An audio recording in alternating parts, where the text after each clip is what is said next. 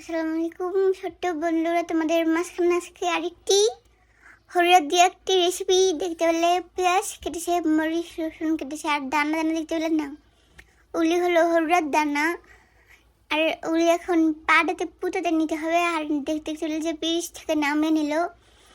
আর এখন বাটতে হবে, লবণ দিয়ে দিল, তাহলে আর দিতে হবে না বলে দিল। আর নিমিষ করে বাটতে হবে। আর কোনো 2বার বেড়েছে।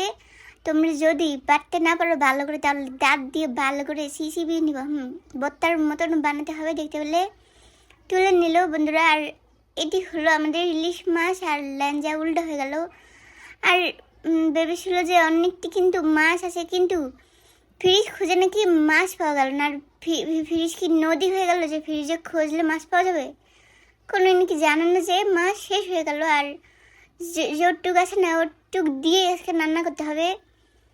আর প্রথমে ভেবেছিল যে মাছ আনাম খাবো, আর এখন হবে না দেখে আর কাটা মুড়ে খেতে হবে। আম্মু বলে যে গেরান দিয়ে খাবি, ইলিশ মাছের গেরান হবে আর খাবি। আর দেখতে পেলে ওই বাটা মুড়ে দিল, পেঁয়াজ বেজে নিল, আর মাছ ছেড়ে দিল।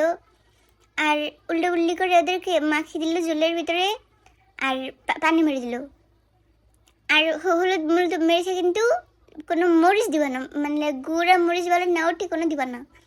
আর এখন ওদেরকে ভেঙে দিল দেখতে পেলে। আর কোনো আনাম খেতে পারলাম না।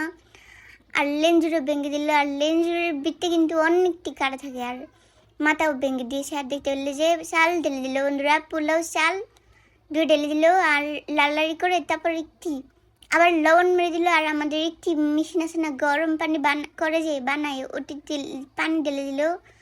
আর পেঁয়াজ বেজেছে ফেরিস্তা উলিয়ে দিল। আর বুদবুদ করে উঠলো, তাড়াতাড়ি হয়ে গেল কিন্তু।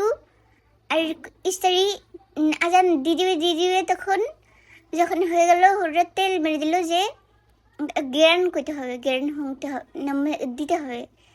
আর প্রথমে কিন্তু ওই জন্য অল্প তেল দিবা। আর যখন আজান দিয়ে দিল আমরা খেতে বসে গেলাম। আর দেখতে পেলে যে প্লেটে ঢেলে দিল। আর ওটার ভিতরে আবার 2টি দৈন্য গাছ লাগিয়ে দিল। আর ভিডিও শেষ হয়ে গেল।